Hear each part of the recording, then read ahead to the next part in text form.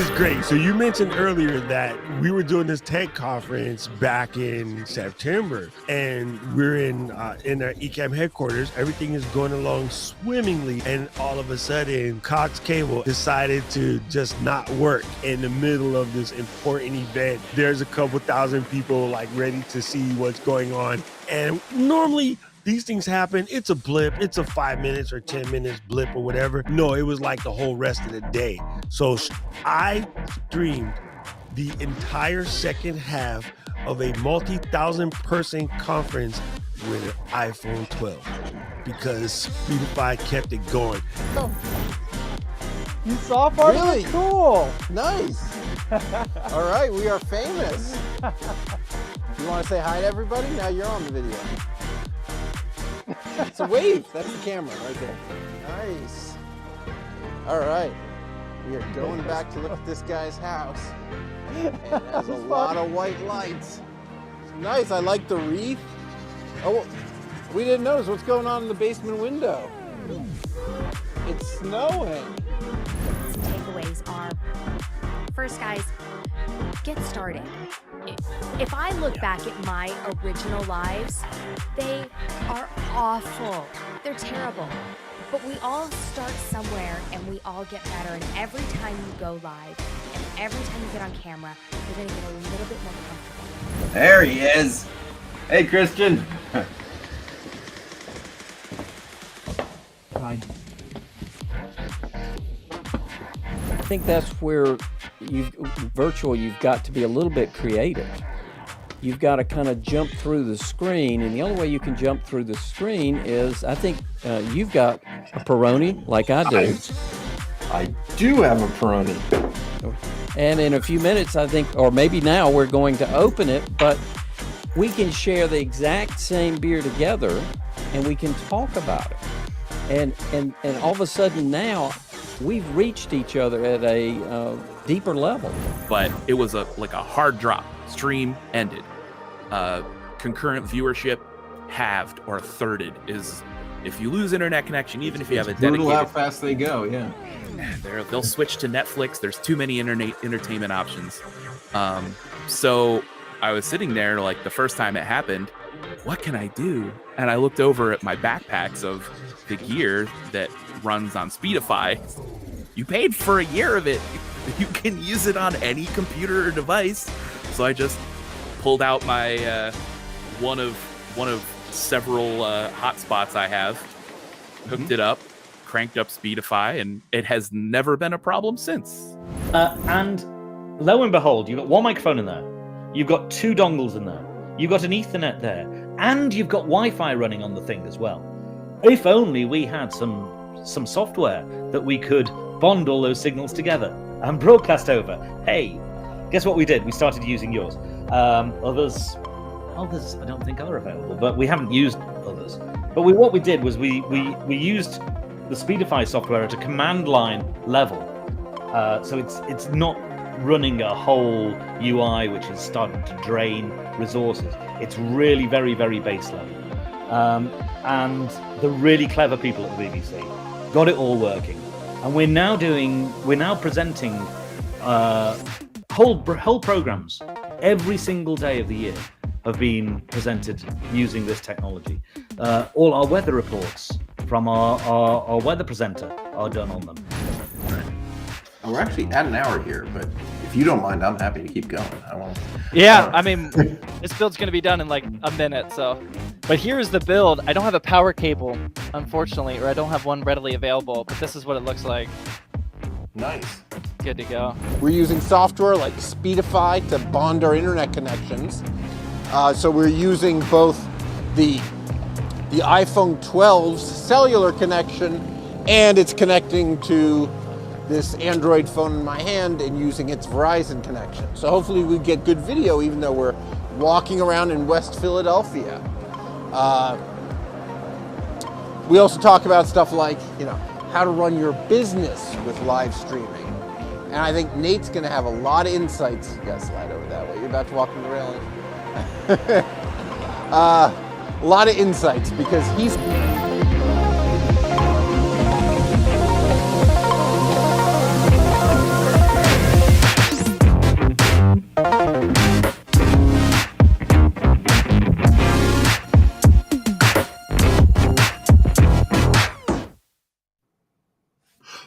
Welcome, welcome, welcome.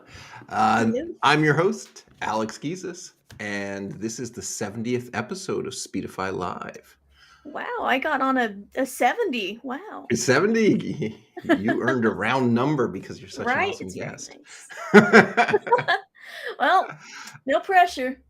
That's right. So our special guest tonight is Sunny, a.k.a. InsomniaDoodles, the art and game streamer, the disability advocate. She's also one of the most prepared and organized guests we've ever had. So welcome, Sunny. Thank you. It's funny you say that, but I literally did this within like the 2 hours before the stream set up. So Good enough. last minute. Good enough. I'm a master procrastinator. Hey. Hi, Barbara. I got to pull up the chat. Speaking of organized, jeez. Wow, man, I guess I am more prepared. No, well, I was looking at all the pictures you sent. They were coming in the chat. So we are live wherever you're watching us. I mean, we're streaming to lots of places, but anything you post in the comments, we will see, and we are here to answer your questions. Just say hi, right? So if you don't have any questions, just tell us where you are. It's very exciting to us to know where people are. I'm in Philadelphia right now. Where are you, Sunny? I'm over in Indiana. Nice. So is it as gray and rainy over there as it is in Philly? Sure is, but you know what? It makes for great lighting, so it works out. So it's nice to have you here. Could you tell us a little bit about yourself for those who don't know? Yep. So my name is Sunny. I stream, like you said, variety stuff from art to video games, just chill chat streams. And I'm also an advocate for folks that are living with chronic illness, rare diseases, invisible and visible disabilities. So I'm a big fan of virtual reality as well. So I do a lot of advocacy work within VR to help raise awareness of disability and accessibility issues. And I actually run a support group in VR on a platform called AltSpace once a week, every Sunday at 7 p.m. Eastern Standard Time, where anybody who has a chronic illness or disability, or, like I said, invisible illness, whatever. I'll explain what that means. If somebody out there doesn't know what invisible disability is, I'll explain that in a second. But I think we meet you there probably once need to. So is that the VR? Is that the VR spoonies that you're talking about there? Yep. The VR Spoonie support group. Yep. So it's just a peer support group. Nobody there's a medical professional. We just get together and commiserate.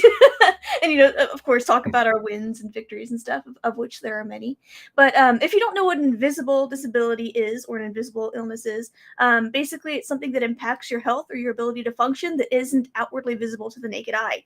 So, for instance, in my case, I have an invisible disability. I was born with a rare birth defect called septo-optic dysplasia, which caused two other rare conditions, optic nerve hypoplasia, which has caused me to be blind in both peripherals.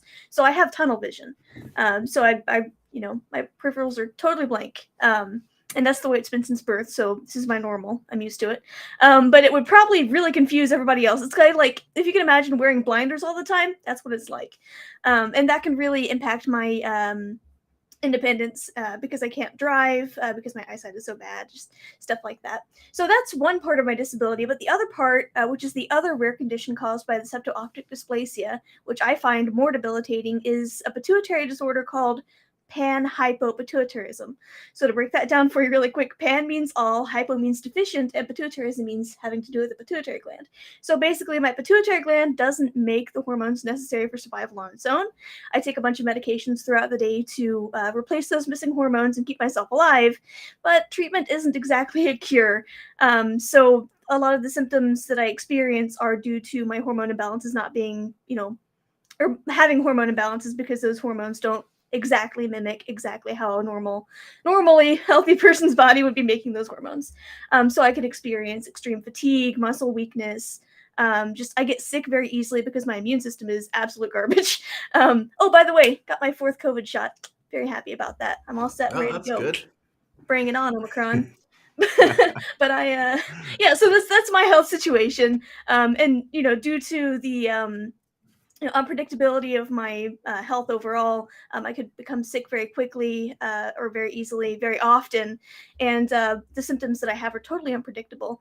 So, because of that, a disability judge determined that I can't obtain gainful employment. So, I am on disability already at the age of I'm turning 32 this year, so I'm really young. But I use that free time that I have now, as a person on disability to advocate for folks that have chronic illnesses and invisible disabilities. Because, surprise, surprise, a lot of folks out there have never even heard of an invisible condition. I've spoken with people that didn't even know the concept of a chronic illness was a thing. So raising awareness is really going to help break that stigma. We definitely have a stigma in our society where it's, not okay for folks to be open about their medical conditions. It's kind of seen as shameful for some reason. A lot of victim blaming going on there. But I want to break that stigma. So for the last about 7 or 8 years or so, I've been raising awareness through YouTube, at like vlogs, stuff like that, talking about my condition specifically, and then I branched out to just chronic illness in general and invisible disabilities. And then for the last 2 years, I was volunteering for the National Organization for Rare Disorders to help advocate for folks living with rare diseases as well. So, having a disability like this is a blessing and a curse. A blessing because I absolutely have all this free time that I can spend when I'm feeling well enough to make a real difference. And it makes me happy too. It's fun. Also, streaming on Twitch is great. Like it doesn't take all that much energy, and I really enjoy doing it. So that's me. Good. So tell us more about that NORD, the national organization that you said that you were doing advocacy for them. What does that involve? Right, yeah. So I volunteered for the National Organization for Rare Disorders, again, NORD, for their program called the Rare Action Network. And that's so the Rare Action Network is a grassroots organization that was created by NORD that helps set up an ambassador in each state. So I was the state ambassador for Indiana for a while. And basically what I was in charge of doing was kind of connecting the rare disease community with those with information and resources that can help them advocate for legislation that directly impacts the rare disease community. One piece of legislation that I can point out to is the Medical Nutrition Equity Act, which would make insurance companies have to cover medically necessary foods, which right now they don't have to do that. So if you've got a rare condition that impacts your ability to metabolize certain foods and you need to buy specific foods in order to treat your condition to stay alive and healthy, insurance doesn't have to cover that. And that stuff is so expensive. So NORD and the Rare Action Network advocate for legislation like that would directly impact rare disease patients. That way we can make a positive impact on their lives. And there are also services available, and you can go to rarediseases.org to learn more about all of this stuff. But they also offer programs to help caregivers of folks with rare diseases as well, like their caregiver respite program. Allows you to take a little bit of a break from caregiving because they will help fund a nurse to actually come to your home and take care of your the rare disease patient that you normally care for, so that you can get a bit of a break. Things like that are just really, really fantastic tools to help folks that are living with rare disease. And the folks that run NORD are just genuinely wonderful people. I cannot say enough good things about them. Like I said, recently I had to step down from my position due to some health issues. It was a bit more than I could handle. And I had a whole lot of health stuff come up, so I had to step down. But when I told the NORD team about that, they were so totally understanding, and just all I got was warmth and kindness, and they wished me the best and gave me so many compliments about the work that I had done for them. And I'm gonna miss. You do great stuff. Yeah, and it made me feel really good too. I love being able to give back to the community. So I said that you were one of the most prepared guests, and so one of the things you did is you prepared a whole page full of links to the organizations, people, and software that you're going to talk about. So we're posting it here. So those in the audience, you want to be interactive, you want to follow along. If you follow that link, it takes you to one of Sunny's web pages where she has links to, all these interesting things. And it's cool. It's a great page. Thank you for putting that together. Hey, no problem. It literally took like 20 minutes. It was fine.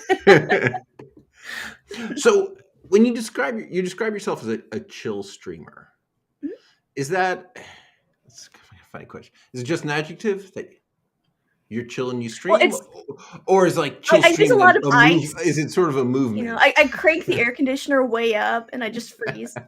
No, we're just relaxing atmosphere where you can just come and hang out and it's not uptight. You can just again chill and watch some nice relaxing games that aren't going to be super uptight and stuff. Normally the chill streams are on Sundays. So that's initially when I planned the Sunday streams, it was meant to be it's Sunday mornings from 10 a.m. to noon. It was going to be a time for folks that have chronic illnesses or disabilities to come hang out and chat and check in, and just really have a little bit of a support time. And we just relax, listen to some chill hop music, which Chill Hop Radio, if you guys aren't familiar with them, it's royalty-free music that they provide to streamers, and it's just lo-fi music that's nice and chill, relaxing. So we have that on in the background, and we just talk about life. Recently, that's become an Animal Crossing stream because I fell back into the Animal Crossing trap, and gotta pay off Tom Nook. So that's what I've been doing on my Sundays during those chats. But chat comes first on Sundays. Those are the chill streams. My Tuesday streams, currently I'm playing The Wolf Among Us, which is a Telltale Games game, this is my first time ever playing it, and I am in love with it so far, but it's definitely not a chill game. It's a murder mystery, so keep that in mind. And then Thursdays are also kind of a chill stream because I'm doing artwork usually on those streams. So that's the variety that I've got going on. Oh, Tuesdays and Thursdays are 2 p.m. to 4 p.m. Eastern Time. Just so you know. Can we jump in and talk about your artwork a little bit? I think you sent along a couple pictures, and we got Ryan hanging in the background here. Should we show some of them? You want to? Oh, absolutely. Yeah, I can give you a little commentary on them. So this is an emote that I did for Cute Avalanche, which is a 24/7 cat cam here on Twitch. You interviewed. I interviewed him. I had them on. It was awesome. Yes. Yep. So So this is another one that I did for them. You can actually buy this on their print shop. So I give them free art because. Yeah, Taco Cat. That was actually their foster cat Bonita that they recently had. Oh, hey, there he is. Sam in the chat. Yeah, so that was one of their foster cats, Bonita, and I did this for their Cinco de Mayo event last year. And it's up on their store. You can actually buy the stickers for this artwork they have up there. And I do free art for them because that's my way of supporting the channel. Like I said, I'm on disability, so I really don't have a whole lot of money. But this is one way that I can support them. So I love doing free art for those guys. Yep, and here's another emote collection that I did for Cute Avalanche. This is actually a 2-part emote. You can actually use this if you go to their channel. One flip half, and then like the flippy cat, and then the other thing is there's a fish bowl. I think I finished the food bowl. I don't know if they have that one up yet or not, but you can also use the original Twitch table flip icon with it as well. Or emote with it, yeah. Nice. So Sam is pointing out that we have shown your art before because it was in the streamer. Yep. All right, Ryan, what's next? There we go. This is actually a painting. This is about, I think, 47 inches tall. It's a mix of... Yeah, it's huge. It's a mix of watercolor for the clouds in the background, acrylic paint, and then I use some oil paint markers. But this is actually a representation of living with a chronic illness or an invisible disability as well, because there's so much analogy going on in this image. So as you can see, the person has a bandage to show that that there's something wrong, and they're holding an umbrella up to keep all these rainbow paints from falling on, and each collar represents something that people with chronic illness have to deal with, from ableism to your symptoms to all those fun things that those of us living with a chronic illness have to live with, while you're also balancing your hobbies and trying to keep the spinning plates going. Yeah. Yes, exactly. That's awesome. Thanks. I know you know this, but you're really good. Thank you. That's very sweet. Thanks. And this is a concept sketch for a Warforged character that I never actually got to play. So I'm also a big fan of tabletop RPGs. I've got 10 plus years D&D experience. And actually just yesterday, I played my first ever game of Mothership with Waco Matrixo, who I've met on Twitch. And that was a ton of fun.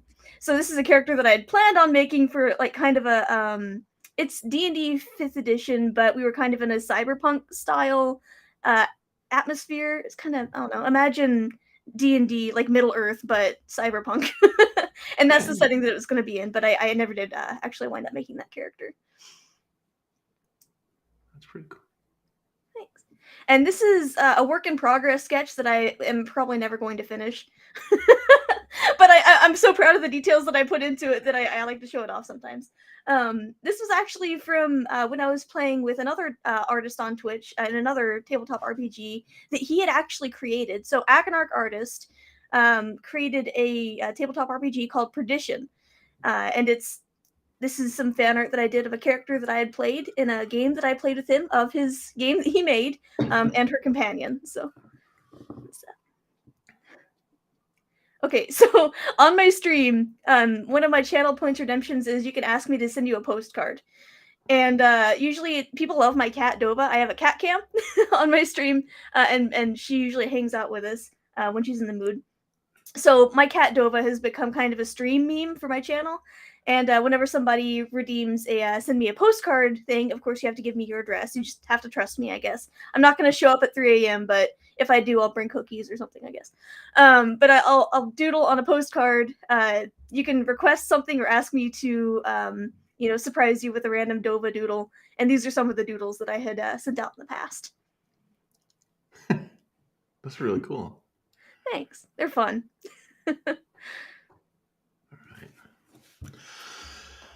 All right, so let's. So, as a reminder for everybody, I see the audience is rapidly growing here. We are live. I'm Alex. This is Sunny. If you have questions for me, for Sunny, just post them. We're taking questions. So when you stream, what software and hardware do you what equipment do you use to stream? Sure. I actually over the years I've been putting together this dream stream setup, and now I'm happy with it. So I've got a few monitors up here. I've got one monitor up at the chat. I've got my main monitor for my game or whatever, and then I've got the other monitor for which is actually my graphics tablet that I draw on as well. But I'll have like the streaming software on there. The streaming software that I use because I'm lazy and I don't want to switch to anything else, but I'm not happy with their business practices. So if you don't mind, I'm not going to give them a shout out. But I'm sure you can probably guess. But it's super easy to use. Basically OBS. We'll go with that. But yeah. Didn't they all make peace though? Yeah. Did they? I haven't been following it, but I've felt so ashamed for continuing to use their software just because I was too lazy to change. I think OBS put out a press release on Christmas Eve. Oh, okay. So are they cool? The fight's over. We're cool now. Okay. Okay. So it's Streamlabs. You might want to double check. Don't trust me, but it was really odd. Like it was Christmas Eve, right? That OBS announced we worked everything out. We're all cool. Well, use us, use them. It's fine. I'm glad to hear that. At least now I don't feel as guilty. Yeah. So we'll just leave it there. Sure. All right. And you just the setup. It's in your house. You're streaming out of your house. Yeah. So it's technically, when we got the house, it was a second bedroom, and then it turned to an art studio, and then it turned into a gaming / streaming studio. So that's what I got going on. That's good. Yeah. Thanks. All right. So your website is InsomniaDoodles.com. Yep. What kind of stuff do we find there? Sure. So when I originally made that site, it was when I was first starting my advocacy journey, when I was raising awareness for my condition. So I started that as a blog to share my story, and it was also kind of like a public journal where I was kind of venting my emotions and everything that I was going through during that time. And when I first got that started, I was actually going through a pretty intense transition in my life. For most of my life, I had been told that as long as I took my medications as I'm supposed to, that I could have a life just as normal as my healthy peers. turns out that's not the case. And so during that time when I first started that blog, I was going through this grieving process, grieving the life that I thought that I was going to have. I realized that I wasn't able to work like my peers could. I wasn't even able to handle being a full-time student. So having to deal with that reality and learn to cope with that, and like I said, grieve that life that I was not going to be able to have. I shared all of these emotions that I was going through these articles on that blog. And I, really started to cope with it and realize that, even though the life that I thought that I was going to have isn't going to happen, but I can still have a really great life and be happy and, do things that impact the world in my own way. And I really developed through these articles. You can actually see through my journey, if you look back past through all those articles, everything that I had been going through and what I was able to share and what I had learned through my own experiences with the rest of the community. And that blog is where I really got my start. I'd started doing that before I started using like the YouTube videos, and then before going on Twitch, which I think I started streaming on Twitch maybe 5 or 6 years ago. But yeah, so if you go to that website, you're going to find those articles. You're going to find information about some of the advocacy events that I've done on Twitch as well. Every year, I have a Rare Disease Day event where I ask people to donate to a rare disease charity of their choice, and I read stories from real rare disease patients live on my channel off the Rare Disease Day website, because they have new stories from rare disease patients every year. And I'll do that for several hours. This year, I think I went on for 6 hours. It was a 6-hour long stream. That wore me out, but it was great. I had a lot of fun. I would do it again in a heartbeat. But yeah, if you go to that website, you'll see all my, those articles and then social media links. And I need to update it more. I've actually been spending a lot more time on the Spoony VR website lately, but yeah. So, as a content creator, what if anything am I supposed to be doing to support, like, is there, things with closed captioning and sure. Actually, are there things we're supposed to be doing to make our content more accessible? Yeah. If you shared the link earlier, but I'm gonna copy and paste it again for you. Is it okay if I post a link in the chat, or will I get kicked by a robot? Okay. So if that's the link to the master page that I made that has all the links. They mentioned it earlier, but just in case somebody new is in here, I posted that to Twitch. It popped up on the screen there. But if you go to that site, you'll see a Twitch closed captions closed captions button thing on that site. If you click on that, it'll take you to a Twitch extension that's totally free, that allows you to get live captions on your Twitch channel as you're talking, and that really helps folks who are hard of hearing, so they can read what you're saying. It's generally pretty accurate. Closed captions in general still have a long way to go. The technology's not super great, but it's better than nothing. But in general, the YouTube ones seem pretty poor. yeah, I have to go back and edit those frequently. Oh, hey, thanks. I just got a little round of applause for 6 hours live. Thank you. Yeah. Nice. Yeah, it wore me out for a couple of days, but hey, it was worth it. But yeah, just to answer your question, just listen to your community. If they have needs, they will share those with you. As long as you listen and do your best to accommodate, that's all you can really do. Unfortunately, I've seen folks online who have been asked to describe pictures for somebody who is visually impaired, and they've refused. Not a good look. Just do it. It's easy. Little things like that. I'm definitely not an accessibility expert, but I have learned quite a few things by being a part of the accessible streamers team on Twitch as well. Which there's also a button to their Discord on that page if you're interested. All right.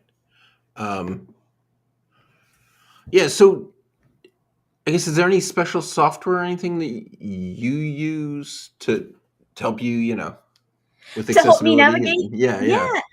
So, the browser that I primarily use is Microsoft Edge. And that's for a couple of reasons. But one of the reasons is they have an automatic built-in screen reader. So any website that you're on, if you look at the, where it has the URL typed in, there's a little icon that like an A with little lines next to it that indicates that it'll read it out loud. If you click on that, it'll just start reading the page for you, which is great. Like I said, I'm blind on both peripherals, but the rest of my eyesight's also very poor. So it really hurts my eyes and gives me a lot of eye strain if I have to focus on reading text quite a bit. So if there's like a long article that somebody wants me to read and there isn't, a podcast version of that, I'll just click on that screen reader option and it'll read it for me. Okay. And of course, I hit Control+ on my keyboard all the time to blow up that web page. Me too. yeah. That's about it. Yeah. All right, cool. So should we change topics? Talk about VR a little bit? Sure. Yeah, I'm happy to talk VR. That stuff seems super cool to me. Thanks. Yeah. So what have you been doing with VR? Sure. So fun story. I decided to try VR for the first time back in, I think I got my first headset, which was the original Oculus Quest 1, back in October of 2019, just so that I could try Beat Saber, because I had seen so many videos of people playing Beat Saber and it looked like so much fun. For those of you who don't know what Beat Saber is, basically imagine you're standing in a room with two lightsabers, and then you got blocks flying at your face that have arrows pointing in certain directions, and you've got to smack those blocks with your lightsabers in the direction of those arrows to the beat of some of your favorite music, like EDM tracks. And they've also got, I think right now, the latest pack that just came out was a Fall Out Boy music pack, which, I mean, I'm a 90s kid. High school, Fall Out Boy, that was my jam. So I was very excited when that came out. They didn't have that back in October 2019, but Beat Saber still looks super cool, and I wanted to try it, so I bought the first VR headset that I've ever owned. And I honestly, at the time, I didn't know if it was going to work with my vision issues. I was a little bit paranoid that, I've just burned a couple $100 on a novelty toy that I'm not even going to be able to use. I assumed I could just, send it back, get a refund or whatever. But no, thankfully it worked out great. It works just fine with my vision. I have no problems with it.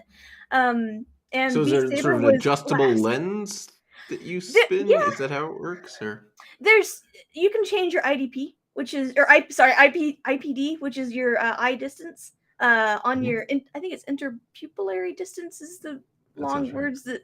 Yeah, but if you move those, there's like a slider on the original Quest 1.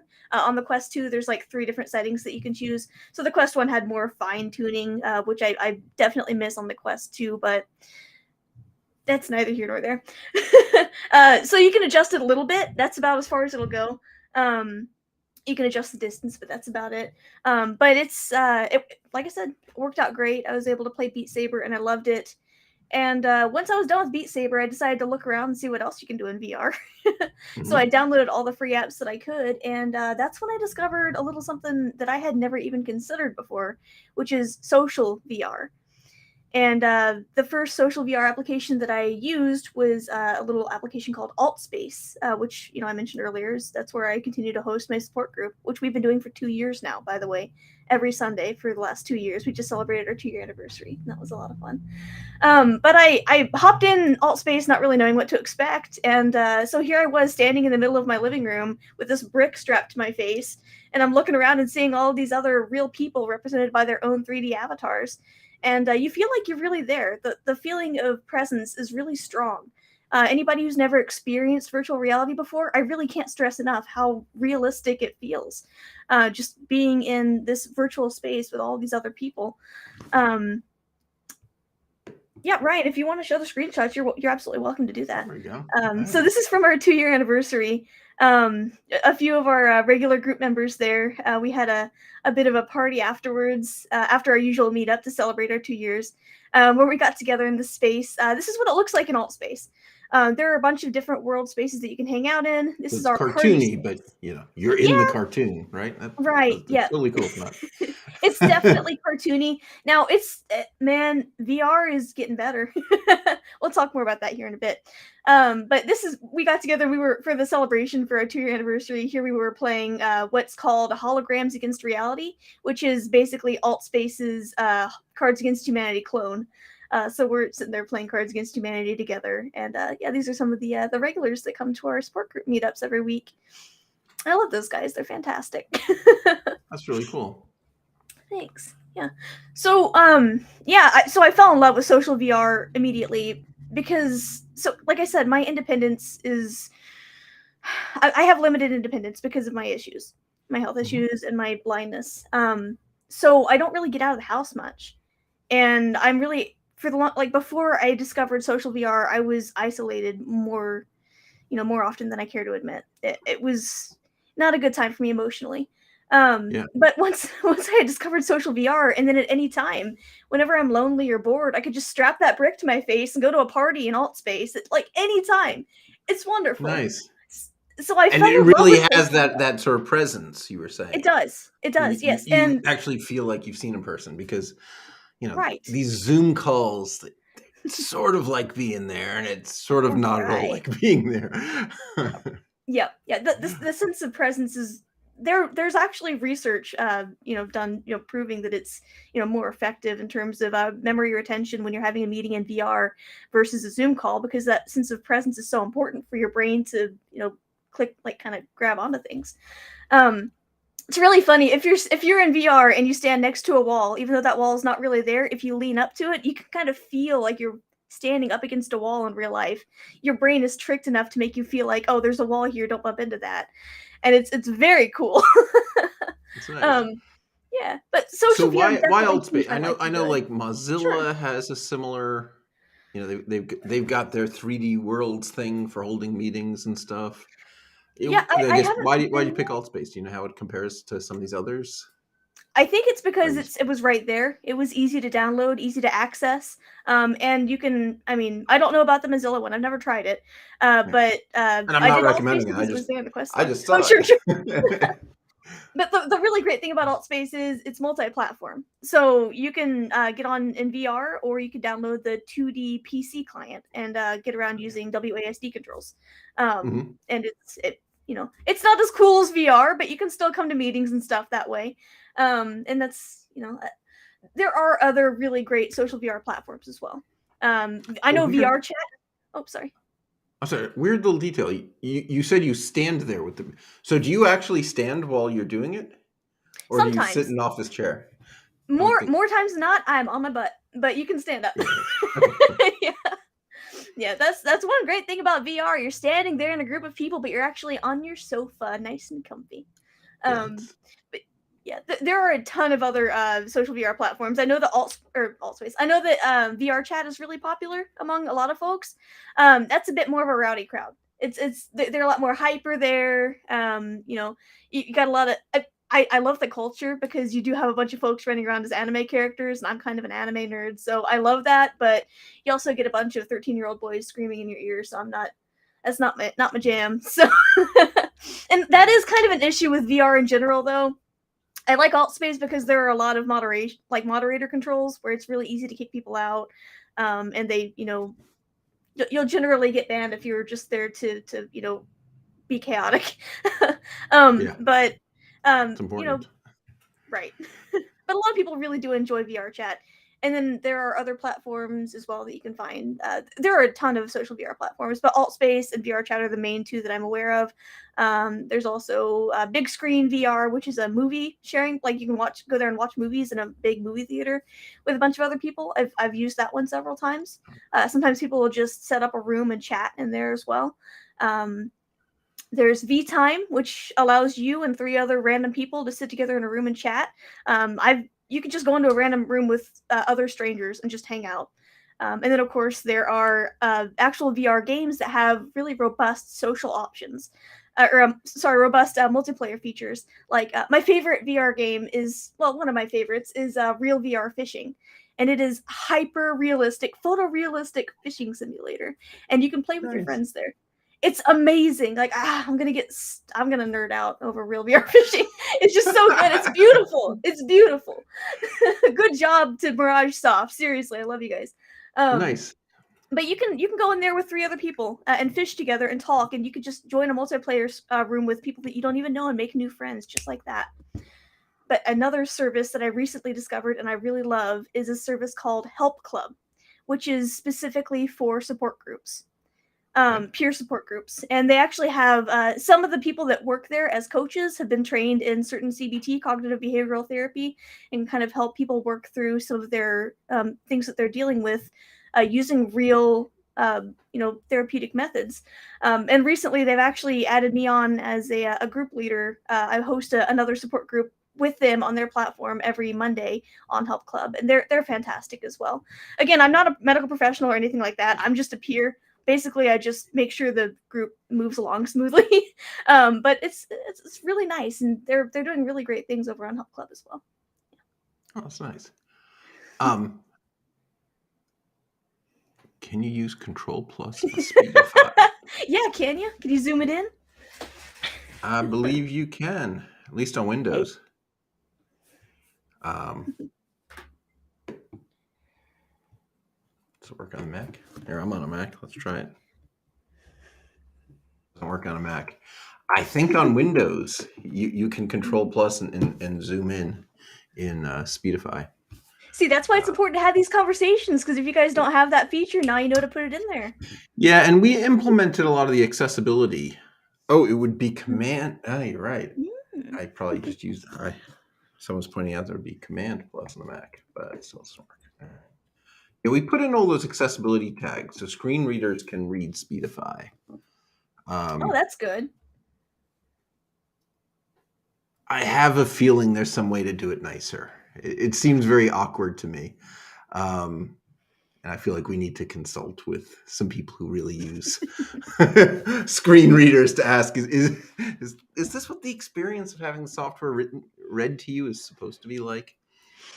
So we implemented it technically. We went through and every menu, it's got the tag to read it. And if you turn on the screen reader, it reads them. But, I have a feeling that getting to doing it nicely, there's some sort of artistic touch that we're lacking. All right, so Business Growth Ready says, Linus Tech Tips had a video on some new VR gloves, 4th of April. I've never felt this way before. Real feeling in the hands. Ooh. Yeah, so like we do have haptics. There's actually there are some companies out there that are making really good haptic suits. Like there's even one I know that I'm familiar with Linus Tech Tips. He's pretty good. Another really popular VR YouTuber is Thrill Seeker, and he recently, I guess it's been a couple of months or so, but he went to a VR conference and was able to try on something called an OWO suit, OWO suit, and it uses electricity to simulate pain. So you can actually feel like you're being stabbed and shot in VR. So hey, I'd pay for that. Ready Player One, here we come. Yeah, that would be so. Oh man, great and then terrible they've idea. got those the gloves that will have so they'll like hold back your fingers. So if you reach out and like grab a doorknob in VR, you will feel that doorknob because the gloves will stop your hand once it touches that mesh. Yeah, years ago I visited a design studios. This was at the time super high end stuff, and I suspect now you can do it for $1,000, where they sort of had the pen on a robotic arm. And then in the display, you saw the 3D, so you could kind of carve the clay in real life. And the robotic arm provided resistance. You move the pen to hit the clay, and then it pushed back on you, and it worked. Yeah. That was more than 10 years ago, and at the time it was $20,000 worth of equipment. Yep. But I bet the consumer stuff is getting to that point. It's still if you go to B Haptics is a pretty popular haptics product. If you look at their website, you can see what the prices look like. It's been a while since I've checked up on it, but it's becoming more and more affordable for the consumers. I couldn't afford it right now yet. It's not to the point where I can afford it yet. It's still not all that accessible, but it's getting there. I'd say within the next 5 to 10 years, I might have a haptic suit by then. We'll see. Nice. Yeah, I wonder how much you need. Right. Like, would you want the whole haptic suit, or is just like haptic hands good enough? Right. Sure. I think that I'd probably be just fine with gloves. Yeah, I think there's some middle ground where you don't actually want to be in this like spacesuit. I think it would be neat to experience at least once. Yeah. Yeah. Just like, I was reading someone talking about how hard it is to accurately capture your legs in VR. Oh, yeah. Well, do I want my legs accurately captured in VR? Just go ahead and fake it. Well, I'm going to be sitting in the chair. I don't want to have to actually run when my character is running. That's fair. I mean, yeah. I think that the tracking game, is... Yeah, we can get into exercise games here in a minute for sure, because I can gab about that. I've used VR for exercise for a while. But for like the leg tracking, I think that's more for like a super realistic social VR experience. So like you could just sit cross-legged in the middle of an amazing, I don't know, say sci-fi meadow, just a random scene that I threw out there, with a bunch of your friends, and you're sitting there cross-legged. And it looks, I mean, the more normal it looks, the more normal it's going to feel, and the more immersive it's going to feel because of that. So that's why legs are so important to a lot of folks. Unfortunately, if you look at like the alt space pictures that we shared earlier, we don't have legs on alt space. There aren't legs in right. See, we're all Who just needs floating them? torsos. No arms either, just hands. And that's the way it is for most mainstream social VR experiences. Like I said, VR chat is a lot more advanced in that sense because they do allow leg tracking, arm tracking.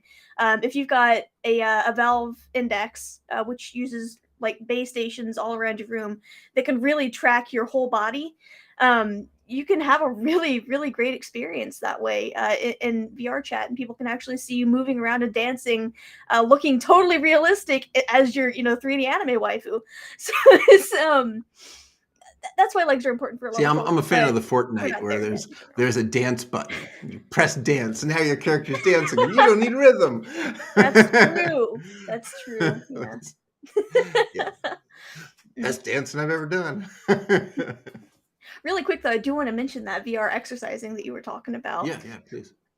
So, do you know much about VR exercise at all yet? Do you have any sort of framework of knowledge? I see commercials and things, but I'm sure you've seen commercials for an app called Supernatural, which That's right. basically you're standing like in these photorealistic environments, like on a mountaintop or Machu Picchu, on the moon, swinging bats at targets, or they've just released boxing within the last year, like rhythm boxing to really good music. I know recently they just came out with Disney levels where you can workouts to your favorite Disney songs, but the coaches are freaking amazing. I did Supernatural for a while there.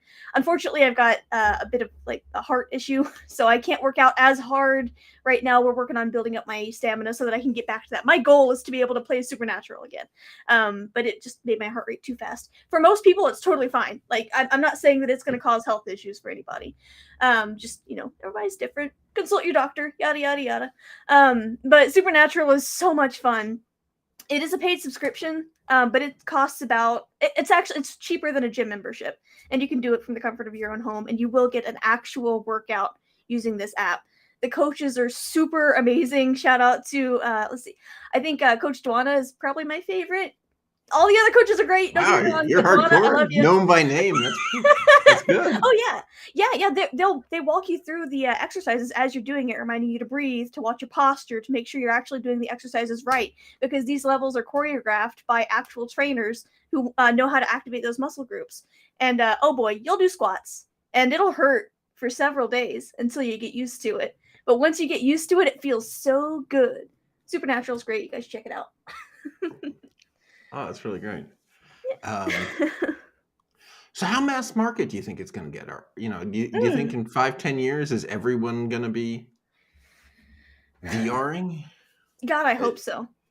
It seems like it's so very slowly. Everyone always seems to be saying it's about to take off, but I mean, it's slowly growing, right? I think so. I think that the more normalized, the community, the amount of people in VR has grown exponentially recently. It has blown up, and I feel like it's only going to get better because more and more people are normalizing it. At first, when it first came out, people were like, what is this weird nerdy thing that these weird game nerds are doing? I don't get it.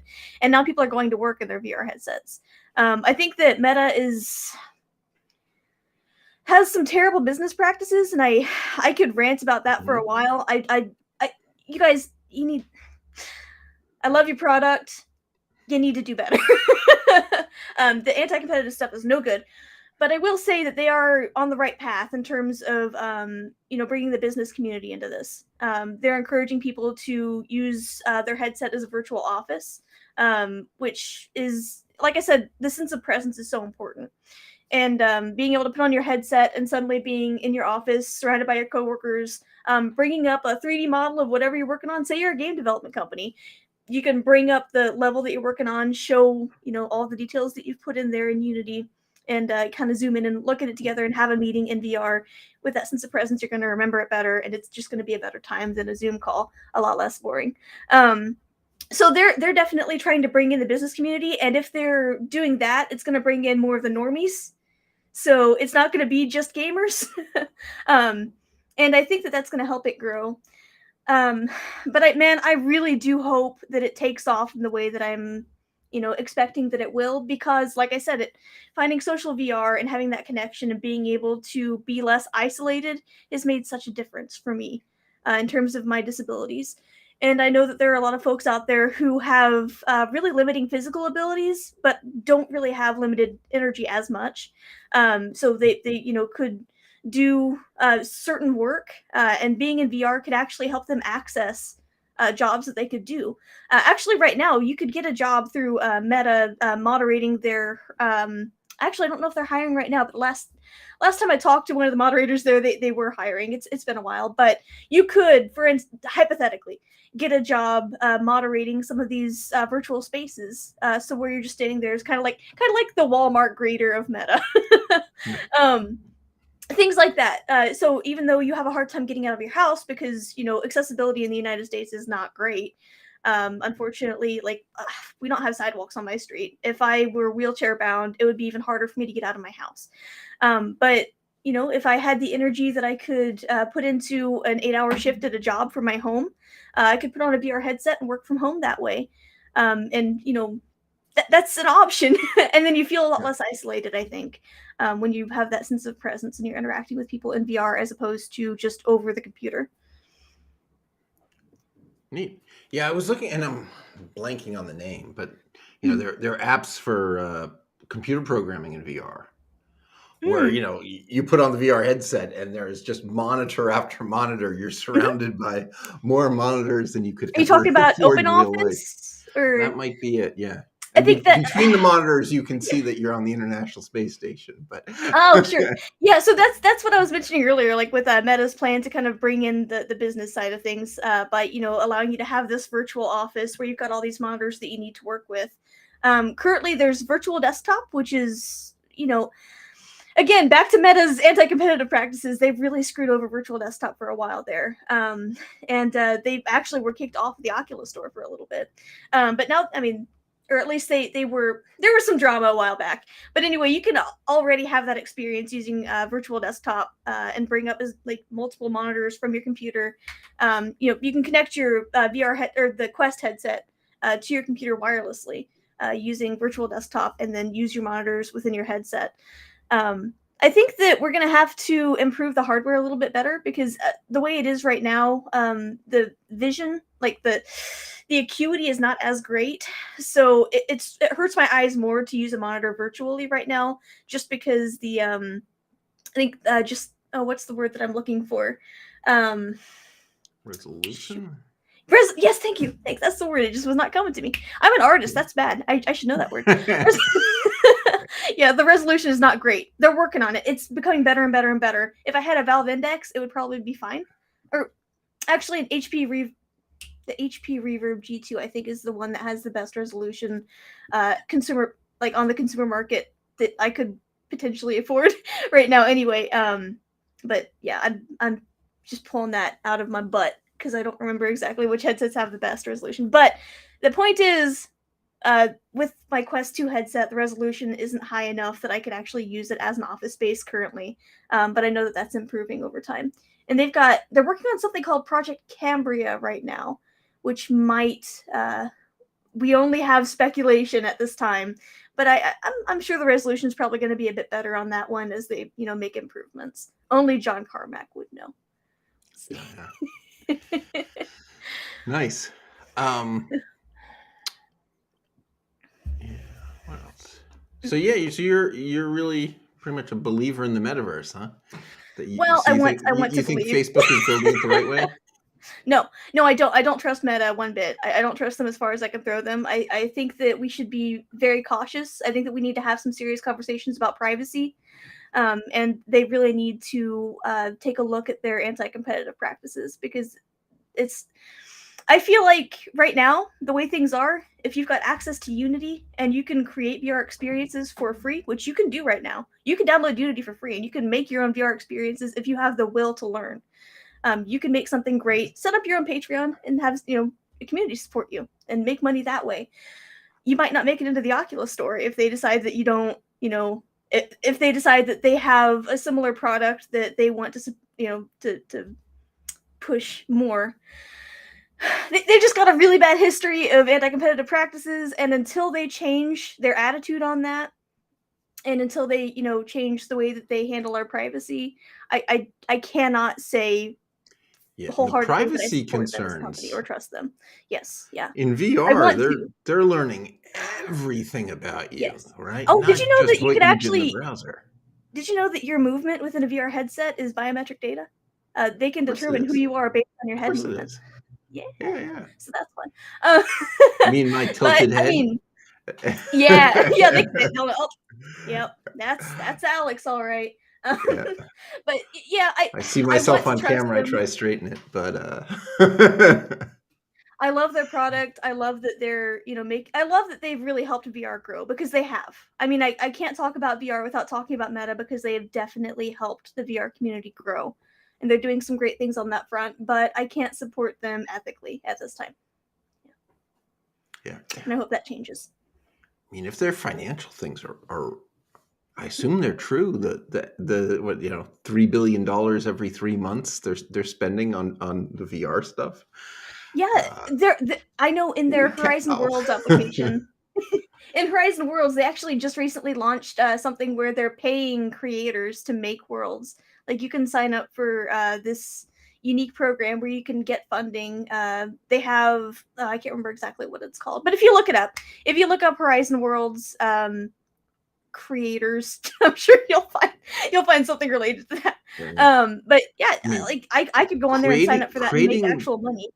creating that stuff must be so much work. I mean, you have to choose the well, texture for the desk, the mic, like the wall, in Horizon Worlds, it's actually really easy.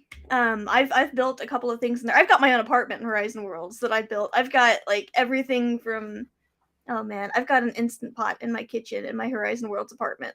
So you can build anything that you want in there. It's possible, and it's really not that difficult. They've made it as user friendly as possible in there. And I think that the reason that they did this, the incentive where they're paying artists to build things in there is to bring more people into Horizon Worlds, because just a lot of people don't really understand how easy it is to build in there, and it is a lot of fun. I love it. I wish I had, I've been putting all of my time into the advocacy work and then Twitch streaming and then running the support groups, that I've been spending less and less time doing random fun things like building worlds and Horizon Worlds, but I used to do it all the time. I think the apartment that I made took in total about 15 hours of work time to build over a period of several weeks. But it's fun and it's easy to do. Nice. Yeah, and there are now apps, right, where you can kind of walk around with your phone and film things from all angles. I haven't used it'll that make yet, the but model. Yeah, that's pretty neat. So I've played with some of those. They look pretty good. I haven't then taken the objects and tried to put them in a virtual world, but I have a walk around, feeling film that something, augmented then spin it reality, on my phone. augmented reality is definitely going to take off more than virtual reality, I believe, because I mean, you put on the VR headset and you're in a space, like you're taken out of your current environment and put into a new reality. Whereas augmented reality, you're still in your room, you can still look around and interact with the life around you, but now you've got a cute little 3D avatar that's telling you the weather. You can't pretend you're watching the kids. The second you put that that thing on, you're not watching the kids anymore. You either need a babysitter or you need to take it off. But if it's augmented, it's just superimposing a few extra things on your glasses or whatever. Imagine playing Beat Saber in augmented reality. So instead of being in a room with the lightsabers and blocks coming at you, you're in your room with your lightsabers and blocks coming at you. I don't know if they're working on augmented reality Beat Saber or not, but hey, you guys do it. It'd be great. Yeah, is there a great augmented reality headset yet? I mean, there was a Google Glass thing at one point. Google Glass. We don't talk about Google Glass. Sorry. No, it wasn't terrible, but it was before its time, and it shows. But they're working on it. I know that what's it called? I can't remember the name of the project, but another meta thing that they were working on. Yeah, Yeah, HoloLens has Microsoft had the been working on that. HoloLens, as There's Ryan's pointing out. I've played with the HoloLens, and it was, I'm talking more about like sort the of amazing and sort consumer. of terrible, right? Yeah. 10-pound helmet on. Right. Yeah, you might as well just But wear a it VR did headset at that superimpose point. things. But And yeah, in terms of like the smaller size glasses, I know that again talking about Meta again, when they came out with those Ray-Ban glasses that had the cameras in them, you remember? I can't remember exactly, what that project was called. Oh, Project Aria, that's what it was. So basically, they had people walking around using these, glasses with the cameras on them. They didn't have an augmented reality overlay on them, but it was learning the world around people and what they're interacting with, so that eventually they could build 3D glasses, build augmented reality glasses. That could have like a map overlay leading you to where you've got to go next, or reading signs for you if you're visually impaired, stuff like that. I'm really looking forward to that. We're not there yet. There, as far as I'm aware, there aren't consumer accessible augmented reality glasses, but I know that that's a big big topic in the tech industry right now, and I'm really excited to see it take off. yeah, there's always rumors that next year Apple's coming out with something, but Yeah, they're all. I think there's been 3 or 4 years of Right. next year Apple's coming out with something. So Yeah. that and the Apple car. Oh boy, yeah. Let's see. So going back. Oh, all right. People are saying hi. Hello. So how do you build your audience? Do you just stream and people who like it stick around, or do you do any sort of marketing? Basically, just I stream, and if people like it, they stick around. Actually, the the way that I had gotten to affiliate was just by doing Jackbox games with the community, and that really boosts your viewership a lot. And that's where a lot of my viewers came from. Was just, if you're not familiar with Jackbox games, Yeah, it's explain a interactive party game. Basically, you've got the streamer has the game up on their stream, and then you log into jackbox.tv on your mobile device or a browser, and you can interact with the game and play along. There are several different kinds of games. Usually it's like trivia. It's really snarky and sometimes can get real dirty, and it's hilarious. And that's what I was doing for a while there to kind of build my audience, and that really helped. But people stuck around. They enjoyed the content, and the community grew from there. Nice. All right. So what social media do you use? I know we've interacted I'm actually on Twitter. not.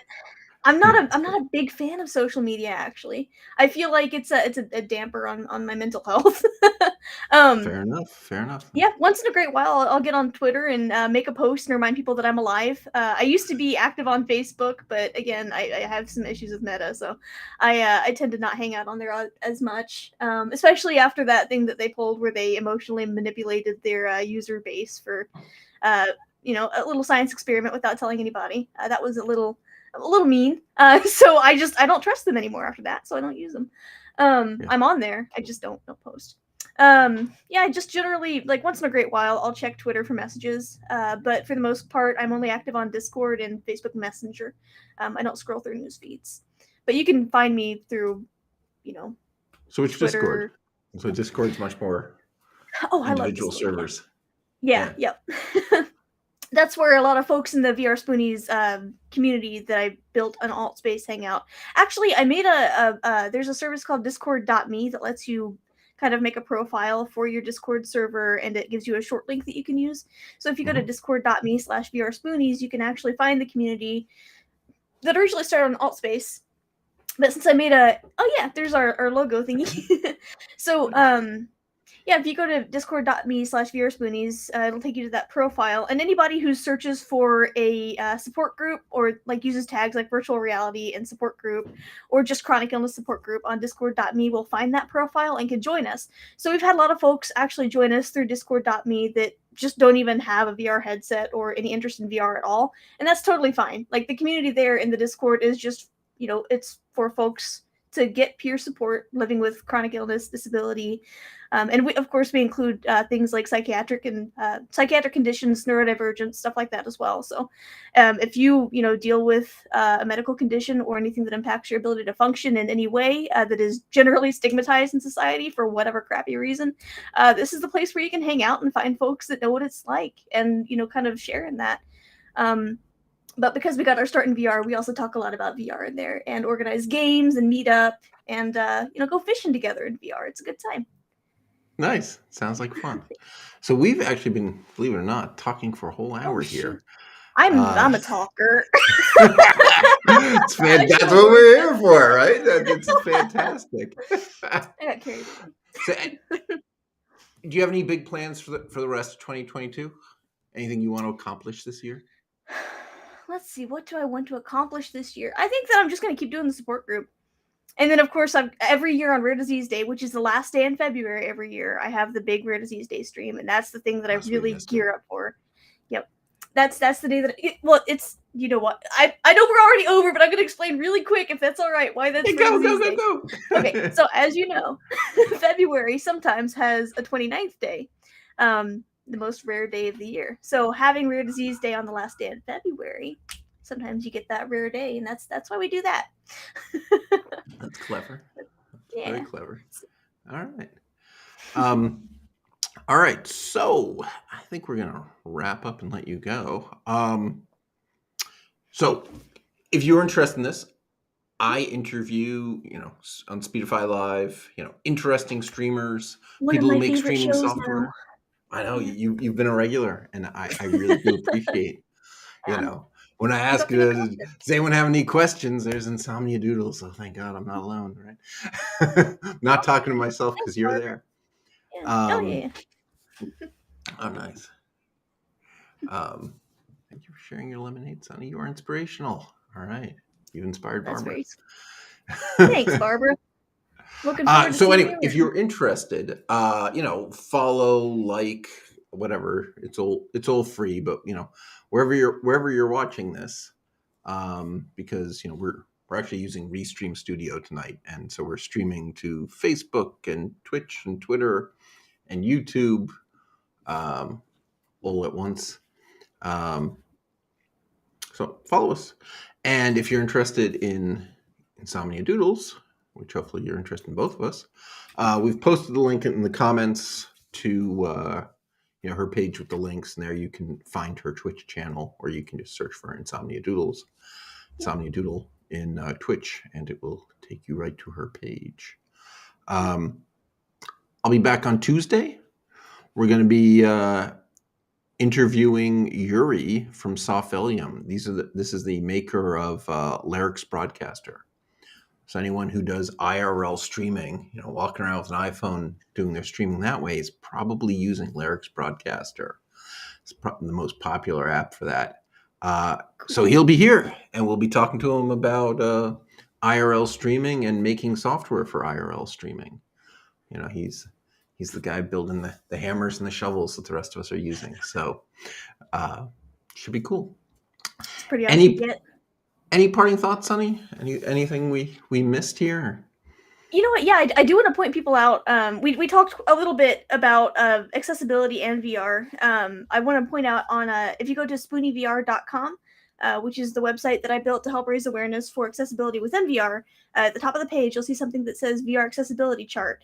I'm working with other folks within the chronic illness community that I've built in VR to let people know which VR games have which accessibility features already, what features they're lacking, and then we're hoping that can help people know which games they can buy and actually play, because as of right now, you really can't look at the game store and see whether or not it has accessibility features that you need. This will be a good tool for them, but also an indicator to developers on what they can improve on in their games. So definitely check out the VR accessibility chart. We're working on that. That's something that I'm hoping to have finalized here soon. So thanks for giving me the opportunity to shout that out. That's sounds like a very useful tool. Working on it. All right. Well, thank you, everybody. And thank you, Sonny. This was a fantastic episode. Well, thanks. I had a really good time. Thank you for having me on. All right. Thanks, everybody. Good night or good morning, wherever you are.